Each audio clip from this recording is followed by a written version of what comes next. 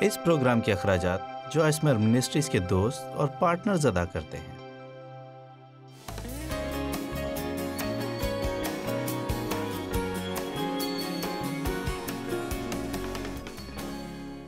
جب میں یہ بات کر رہی ہوں، جب میں کہتی ہوں بیٹھنا، کھڑے ہونا، چلنا اور بھاگنا، تو ان میں سے ہر ایک کے بارے میں بائبل ہدایت دیتی ہے۔ اکثر لوگ نجات پانا اور دوڑنا چاہتے ہیں۔ میری خدمت کیا ہے؟ میں کیا کر سکتی ہوں؟ مجھے تشہیر چاہیے اور دولت چاہیے، میں کوئی عظیم کام کرنا چاہتی ہوں۔ آپ جانتے ہیں کہ میری بلاہٹ اور میری خدمت کیا ہے، اور یہ اس طرح کام نہیں کرتی۔ اگر ایک بچے کے بارے میں سوچیں کہ وہ جھولے میں پڑا ہو، تو کیا ایسا ہو سکتا ہے کہ ایک دم وہ کمرے میں دوڑنا شروع کر دے؟ اور میرے ساتھ یہ بات سوچیں، سب سے پہلی چیز وہ بیٹھنا سیکھتے ہیں۔ انجیل مقدس مسیح کے ساتھ آسمانی مقاموں پر بیٹھنے کی بات کرتی ہے۔ انجیل ہمیں بتاتی ہے کہ یسوع باپ کی داہنی طرف بیٹھا ہے۔ یہ نہیں کہتی کہ وہ کھڑا ہے، وہ ہمیشہ اسے بیٹھا ہوا دکھاتی ہے، وہ جو تخت پر بیٹھا ہے۔ اور ہم مسیح یسوع کے ساتھ آسمانی مقاموں پر بیٹھے ہوں گے۔ بیٹھنے سے مراد خدا کے آرام میں داخل ہونا ہے۔ مجھے یہ بتانے دیں، جب تک کہ آپ کو یہ پتا نہ ہو کہ دوڑتے ہوئے خدا کے آرام میں کیسے داخل ہونا ہے، کسی بھی دوڑ میں حصہ لینے کی کوشش نہ کریں، کیونکہ کچھ چیزیں واقع ہوں گی اور آپ کی ذمہ داریاں بڑھیں گی، زیادہ مشکلات آئیں گی، زیادہ ابلیسی حملوں کا سامنا ہو سکتا ہے، اور اس دوران آپ کو یہ سیکھنا ہے کہ آپ خدا پر ایمان رکھتے ہوئے اس سے برکت کیسے حاصل کریں گے، ورنہ دوسری صورت میں آپ کو ہفتے میں 2 دفعہ نروس بریک ڈاؤن کا سامنا ہو سکتا ہے۔ لوگ ترقی چاہتے ہیں، لیکن ترقی مل جانے پر آپ کی ذمہ داریاں بھی بڑھ جاتی ہیں۔ لہٰذا یہ سیکھنے کے لیے کہ آپ مسیح میں کیسے بیٹھیں گے، آپ کو ایک لمبا عرصہ چاہیے ہوتا ہے۔ بالفرض اگر آپ کے بچوں کو مشکلات پیش آ رہی ہیں تو آپ کو مسیح میں بیٹھے رہنا ہے۔ میں یہ بات روحانی طور پر کہہ رہی ہوں۔ یا اگر آپ کو اپنی ملازمت خطرے میں نظر آ رہی ہے تو آپ بیٹھے رہیں۔ یا اگر آپ کو چرچ کی پرستش کرنے والی ٹیم میں شامل کیا گیا ہے تو آپ مسیح میں بیٹھے رہیں۔ یا اگر آپ کے دوست نے آپ کا راز فاش کر دیا ہے تو آپ مسیح میں بیٹھے رہیں۔ آمین۔ اگر ہم چاہیں تو بے شمار طریقوں سے اپنے سکون سے محروم ہو سکتے ہیں، لیکن اگر سکون سے محروم ہونا نہیں چاہتے تو ہمیں سیکھنا ہوگا کہ خدا کے آرام کو کیسے حاصل کرنا ہے۔ جو ایمان لائے ہیں وہ خدا کے آرام میں داخل ہو گئے۔ میں آپ کو بتا سکتی ہوں کہ بیٹھے رہنا کیوں اہم ہے، لیکن میں اس طرف نہیں جاؤں گی۔ اگر آپ اس بارے میں سیکھنا چاہتے ہیں تو مکمل سیریز لے سکتے ہیں۔ میں صرف یہ بتانا چاہتی ہوں کہ پہلے جب سردار کاہن سال میں 1 دفعہ لوگوں کے گناہوں کی قربانیاں دینے پاک ترین مقام میں داخل ہوتا تھا تو وہاں کوئی کرسی نہیں ہوتی تھی، انہیں وہاں بیٹھنے کی اجازت نہیں تھی، کیونکہ عہد کے تحت وہ وہاں کام کرنے جاتے تھے۔ دراصل ان کے لباس کے نیچے گھنٹیاں بندھی ہوتی تھیں اور ان کی کمر کے گرد ایک رسی بندھی ہوتی تھی جسے پاک ترین مقام سے باہر کسی نے پکڑ رکھا ہوتا تھا، تاکہ اپنی غلطی کے نتیجے میں اگر وہ خدا کے غضب کا شکار ہو جائیں تو انہیں باہر کھینچا جا سکے۔ جتنی دیر بھی وہ اندر رہتے وہ مسلسل کام کرتے رہتے، کیونکہ یہ مختلف کاموں کا ایک معاہدہ تھا۔ لیکن خدا کا شکر ہے کہ اب مسیح میں ہم بیٹھ سکتے ہیں، اور مسیحی بننے کی کوشش میں ہمیں ہر وقت کام ہی کرتے نہیں رہنا۔ اس لحاظ سے کرنے کو بہت کچھ ہے۔ اس سے زیادہ ابھی ہم اس پر بات نہیں کریں گے۔ اس کے بعد ہمیں سیکھنا ہے کہ ہم کیسے کھڑے ہوں۔ بچہ جب بیٹھنا سیکھ جاتا ہے، میرا 7 ماہ کا ایک پوتا ہے، وہ بہت ہی پیارا ہے، ابھی کھڑا نہیں ہو پاتا۔ 7 ماہ کی عمر میں وہ 30 پاؤنڈ کا ہے، بہت ہی پیارا ہے وہ۔ میں آپ کو بتاتی ہوں کہ ایک رات میری کافی کی میز کو پکڑ کر وہ کھڑا ہونے کی کوشش کر رہا تھا۔ وہ بیٹھتا تو ہے مگر وہ کھڑے ہونے کی کوشش کرتا ہے۔ ہمیں ابلیس کے خلاف کھڑے ہونا سیکھنا ہے۔ جب حالات میں ابتری آئے تو کس طرح ہمیں مضبوطی سے کھڑے رہنا ہے۔ آپ جب تک کھڑے ہونا نہیں سیکھتے آپ دوڑ نہیں سکتے، کیونکہ جب آپ دوڑ رہے ہوتے ہیں تو آپ کے خلاف بہت سی چیزیں کھڑی ہو سکتی ہیں، اس لیے آپ کو دشمن کے خلاف جم کر کھڑے رہنا ہے۔ پھر ہمیں چلنا سیکھنا ہے، کیونکہ دوڑنے سے پہلے آپ کو سیکھنا ہے کہ ہم چلیں گے کیسے۔ ہم خدا کے ساتھ چلتے ہیں، ہم محبت میں چلتے ہیں، ہم روح میں چلتے ہیں، ہم کلام میں چلتے ہیں۔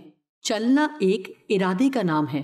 پیر، منگل، بدھ، جمعرات، جمعہ، ہفتہ، برتن دھونا، عام سودا سلف لینا، گھر صاف کرنا ہے، کام پر جانا ہے، پیر، منگل، اتوار کو چرچ جانا ہے، پیر، منگل، تاکہ یہ سیکھا جا سکے کہ خدا کے ساتھ چلتے ہوئے روزمرہ کی زندگی کے یہ تمام کام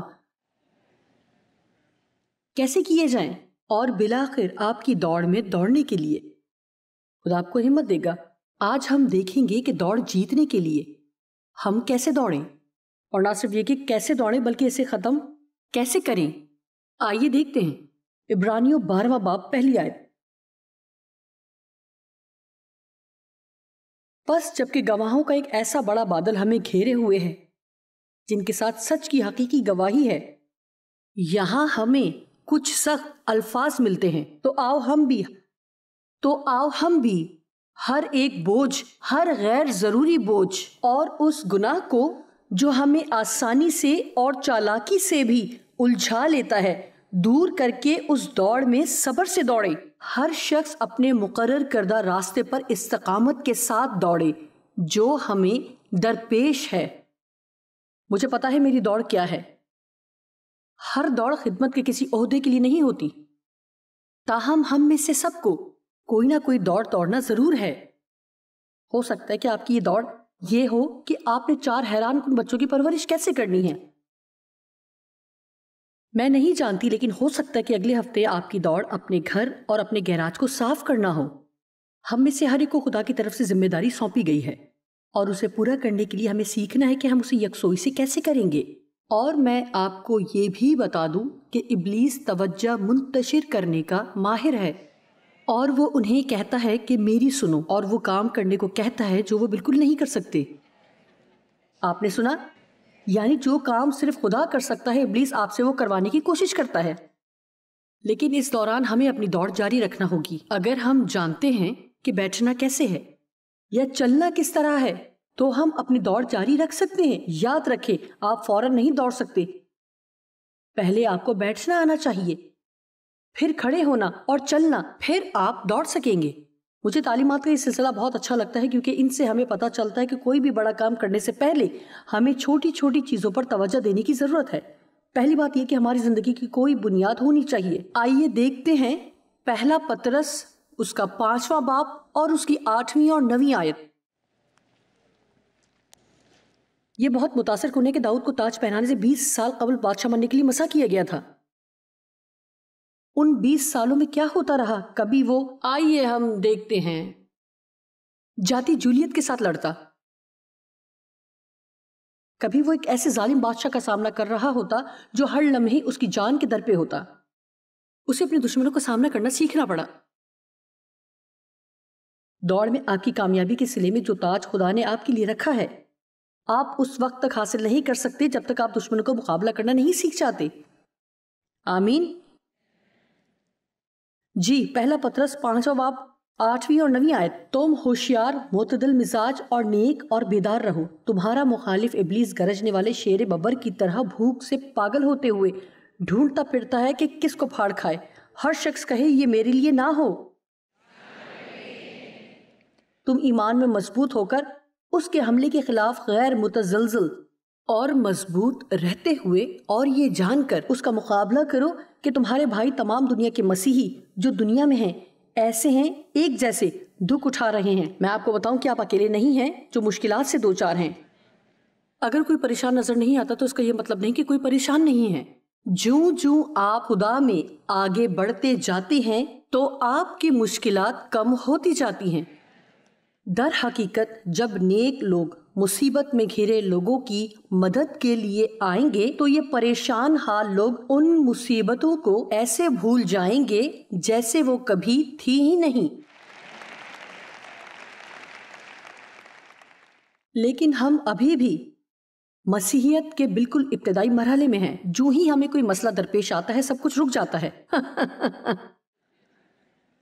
اس ہفتے میں چرچ نہیں جا سکتی کیونکہ میں پریشان ہوں، میری ترقی نہیں ہوئی جس کی مجھے اس ہفتے امید تھی، کیونکہ میں اپنے دوست سے ناراض ہوں۔ میں نرسری میں کام کرنے کا وعدہ پورا نہیں کروں گی، اس لیے میں گھر پر ہی رہوں گی اور پورا ہفتہ منہ بنائے رکھوں گی،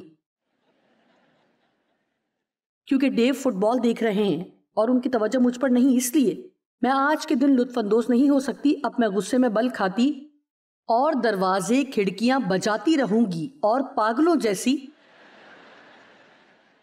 حرکتیں کرتی رہوں گی۔ آپ کو پتا ہے میں 5 سالوں تک لوگوں کے گھر جا کر انجیل پڑھاتی رہی اور 2.5 سال تک 25 لوگوں کو، ہو سکتا ہے مزید 25 لوگوں کو ایک اور جگہ بائبل پڑھاتی رہوں، اور تقریباً 5 سال تک، نہ 5 دن نہ 5 ہفتے، پورے 5 سال تک، اور اس کے بدلے مجھے کوئی تنخواہ نہیں ملتی تھی، اور اس کام کے لیے میں نے ایک کل وقتی ملازمت بھی چھوڑ دی اور میری آمدن بھی بہت کم ہو گئی اور میری سمجھ میں کچھ بھی نہیں آتا تھا کہ میں اتنی بڑی قربانیاں کیوں دے رہی تھی، اور کچھ ہوتا ہوا نظر بھی نہیں آ رہا تھا۔ میں دوڑنے کی کوشش کر رہی تھی، میں بڑے کام کرنا چاہتی تھی، مجھے نئے مواقع کی تلاش تھی، میں ایسے کام کرنا چاہتی تھی، لیکن میں ابھی تک یہ سیکھ نہیں پائی تھی کہ مسیح میں بیٹھنا کیسے ہے، اس میں قائم کیسے رہنا ہے۔ مجھے نہیں پتا تھا کہ دشمن کا مقابلہ کیسے کیا جاتا ہے، مجھے علم نہیں تھا کہ ہر وقت بڑبڑائے بغیر کسی بھی مسئلے کو حل کیسے کرنا ہے، اور یقیناً میں محبت میں نہیں چل رہی تھی۔ میں اپنی دوڑنے کی کوشش ضرور کر رہی تھی۔ کیا سب لوگ توجہ سے بیٹھے ہیں؟ مجھے ان لوگوں پر حیرت ہوتی ہے جو نجات بھی چاہتے ہیں اور ساتھ ہی خدمت کا ایک عہدہ بھی، جبکہ ہمیں نجات کے ساتھ جس چیز کی ضرورت ہے وہ سمجھ بوجھ ہے۔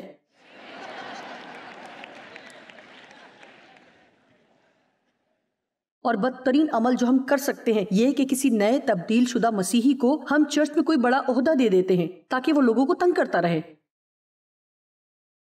افسیوں 6:12، کیونکہ ہمیں خون اور گوشت سے، صرف جسم کے دشمنوں سے کشتی نہیں کرنا ہے، بلکہ حکومت والوں اور اختیار والوں، طاقتور لوگوں اور اس دنیا کی تاریکی کے حاکموں اور شرارت کی ان روحانی غیر مرئی نادیدنی فوجوں سے جو آسمانی غیر زمینی مقاموں میں ہیں۔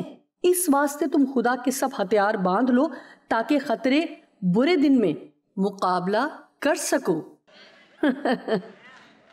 اور جو اس وقت ضروری ہے سب کاموں کو انجام دے کر اپنی جگہ پر مضبوطی سے قائم رہ سکو۔ لہٰذا اب جبکہ ہم ایک دوڑ میں شامل ہونے کی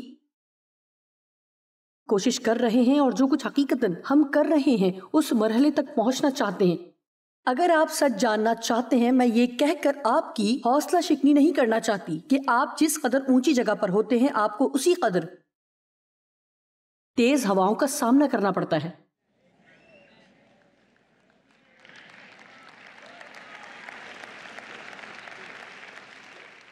مجھے پتا ہے آپ کو یہ بات زیادہ اچھی نہیں لگی، لیکن میں پھر بھی یہ کہوں گی کہ جوں آپ مسیح میں آگے بڑھتے ہیں آپ کی مشکلات کم ہوتی جاتی ہیں، کیونکہ ابھی آپ صرف دوڑ ہی نہیں رہے، آپ بیٹھے ہوئے بھی ہیں، آپ کھڑے بھی ہیں اور چل بھی رہے ہیں، اور آپ نے ارادہ کر لیا ہے کہ آپ ہمت ہارنے والے نہیں اور نہ ہی کبھی آئندہ حوصلہ ہاریں گے، اور آپ نہ صرف دوڑ شروع کریں گے بلکہ اس میں دوڑیں گے بھی اور اس کا اختتام جیت پر ہی کریں گے۔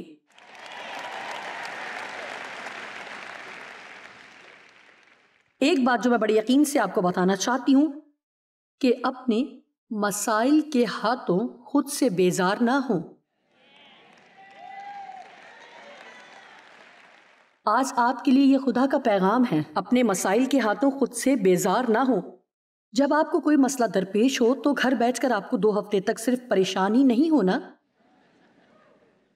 میں آپ کو بتاتی ہوں کہ جس وقت آپ کو سمجھ نہ آئے کہ کیا کرنا ہے تو آپ کو کیا کرنا چاہیے۔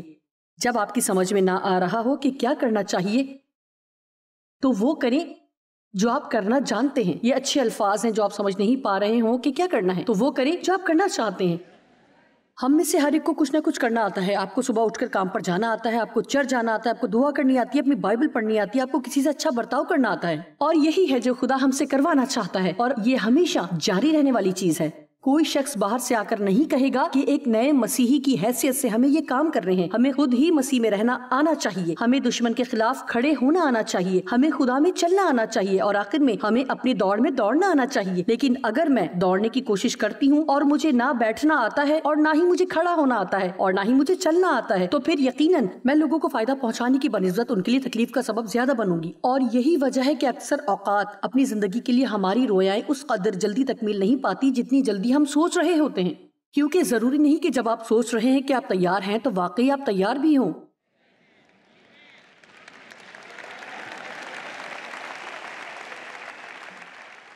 لہٰذا اس دوران ہمیں وہ کام کرتے رہنا چاہیے جو ہم سمجھتے ہیں خدا ہم سے کرنے کو کہہ رہا ہے، اور یقین رکھیں خدا مقررہ وقت پر آپ کو دوڑ میں دوڑنے کا موقع ضرور دے گا۔ گزشتہ سال میں نے کچھ وقت نکالا، دراصل یہ 8 ہفتے کا، اور ایک عرصہ مجھ پر ایسا گزرا کہ جیسے کہ جس میں میرے دشمن نے پوری کوشش کی کہ مجھے اطمینان سے محروم کر دے، اور میں نے اس دوران چھوٹی چھوٹی چیزوں کا بھی ریکارڈ رکھا۔ ان 8 ہفتوں میں ایک کتاب لکھنا چاہتی تھی، ٹی وی پر پروگرام کرنا چاہتی تھی، کچھ کانفرنسیں تھیں، اور اس دوران میں نے غصے سے بچنے کی بھی کوشش کی۔ اگر اس دوران میرے حالات مناسب رہتے تو مجھے بہت اچھا لگتا، جیسا کہ آپ کو پتا ہے کہ میرے حالات بہت بہتر رہے۔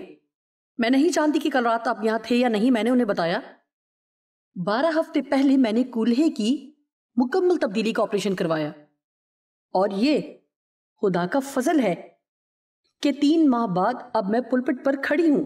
کیا مجھے ٹانگ میں درد محسوس نہیں ہوتا؟ نہیں، یہ بہتر ہے۔ تاہم رات جب میں گھر جاتی ہوں تو مجھے کھچاؤ محسوس ہوتا ہے۔ گزشتہ رات بھی کافی کھچاؤ تھا، آج صبح بھی تھا، اور آج رات کو بھی شاید ایسا ہی رہے، لیکن آپ جانتے ہیں میں اپنی دوڑ رہی ہوں۔ یہاں میں وہ کام کر رہی ہوں جو خدا مجھے کرنے کو کہہ رہا ہے۔ اگر آپ خدا کے ساتھ ہمیشہ چلنا چاہتے ہیں اور آپ میں کچھ اوصاف کا ہونا ضروری ہے یہ ایک سیدھی اور صاف بات ہے، ہم میں جرت اور مصمم ارادہ ہونا چاہیے۔ میں بزدل، ناشکری اور دوغلی مسیحی نہیں بننا چاہوں گی۔ میں آخری حد تک خدا کے ساتھ وفادار رہوں گی۔ میں ایک حقیقی مسیحی بنوں گی اور میں خدا میں مضبوط رہوں گی۔ میں لوگوں کی مدد کروں گی، اور میں یہاں اسی لیے ہوں کہ لوگوں کی مدد کروں۔ آپ ان واقعات کو جان کر حیران رہ جائیں گے جو خدمت کے دوران آپ کے رہنماؤں کو پیش آتے ہیں۔ ان کی شدت کا آپ کو بالکل بھی اندازہ نہیں ہوتا۔ سب سے پہلے ہم کلام میں سے 2 حصوں کو پڑھیں گے، اور پھر میں اپنے ساتھ پیش آنے والے واقعات آپ کے سامنے بیان کروں گی۔ 2 تیموتھیوس 4 باب 7ویں اور 8ویں آیت۔ میں نے کئی سال ایک نام نہاد مسیحی کی طرح گزارے۔ جب حالات اچھے ہوتے تو میں ایک اچھی مسیحی بن جاتی، ورنہ خدا کو بھول جاتی۔ حالات اوپر نیچے ہوتے رہتے، اوپر نیچے ہوتے، اور جب آپ تنگ آ جاتے ہیں تو آپ اپنی زندگی میں استحکام چاہتے ہیں۔ میں اچھی، عظیم اور قابل فخر کشتی لڑ چکا۔ سب کہیں میں لڑ چکا۔ میں نے دوڑ کو ختم کر لیا۔ میں نے مضبوطی سے ایمان کو محفوظ رکھا۔ آئندہ کے لیے میرے واسطے خدا کے ساتھ راست باز رہتے ہوئے راست بازی فاتح کا وہ تاج رکھا ہوا ہے جو عادل منصف یعنی خداوند مجھے اس عظیم دن دے گا، اور صرف مجھے ہی نہیں بلکہ ان سب کو بھی جو اس کے ظہور کے آرزو مند ہوں۔ کیا میں آپ کو بتا سکتی ہوں کہ یسوع واپس آنے والا ہے؟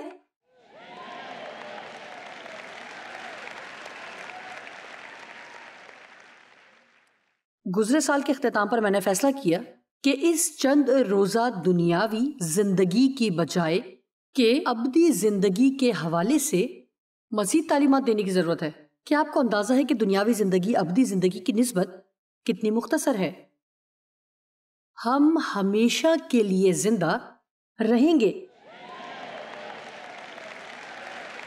تو کیوں نہ میں یہی رہتے ہوئے راست بازی اختیار کروں۔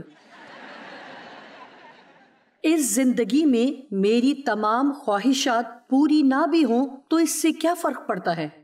عبرانیوں کے 11ویں باب میں، جسے ہم ایمانداروں کے باب کے نام سے یاد کرتے ہیں، جس میں بہت سی عظیم خواتین و حضرات کا ذکر ہے کہ انہوں نے ایمان کے سبب سے یہ کیا، ایمان سے وہ کیا، اور اس کے بعد ایک بہت خاص آیت ہے جو مجھے بہت پسند ہے، اور یہ بتاتی ہے کہ اور اگرچہ ان سب کے حق میں ایمان کے سبب سے اچھی گواہی دی گئی تو بھی انہیں وعدہ کی ہوئی چیز نہ ملی۔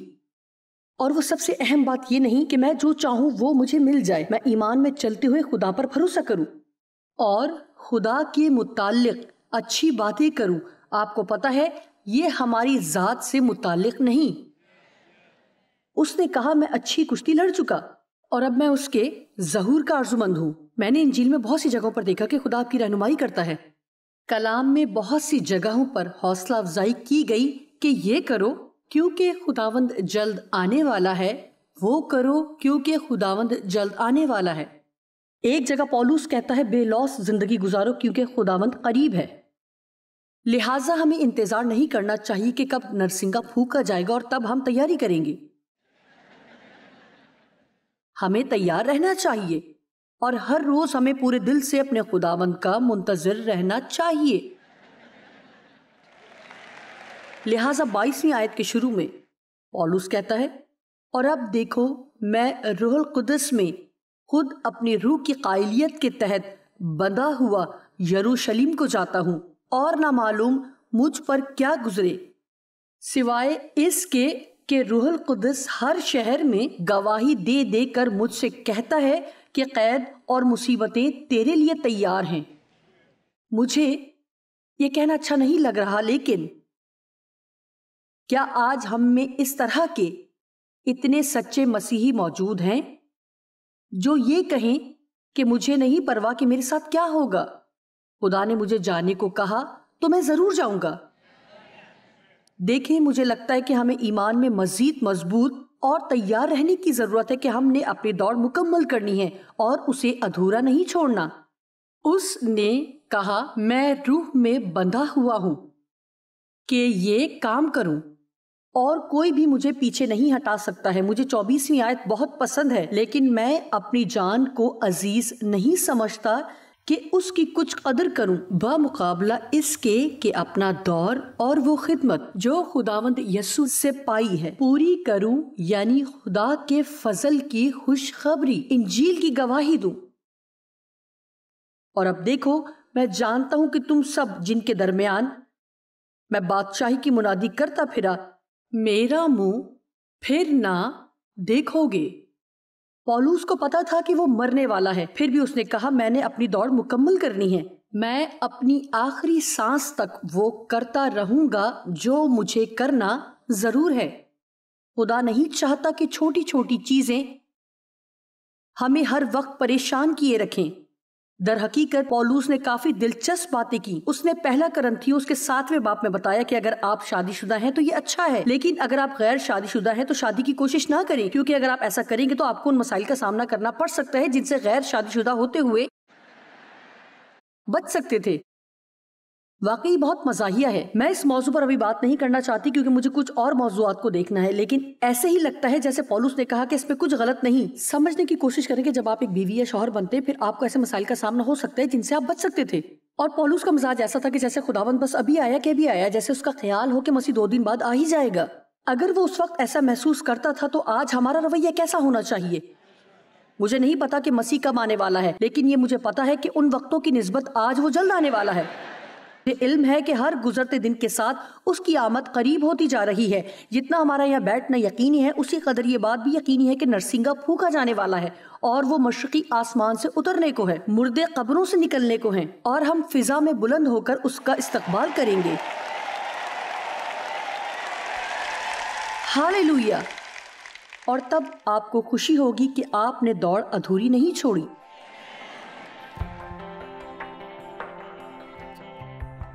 میں آپ کو یاد دہانی کرا دوں کہ جب آپ مسائل کے ہاتھوں پریشان ہوں تو جو آپ جانتے ہیں وہ کرتے رہیں، خدا کے کلام پر توجہ مرکوز رکھیں اور ہمت نہ ہاریں۔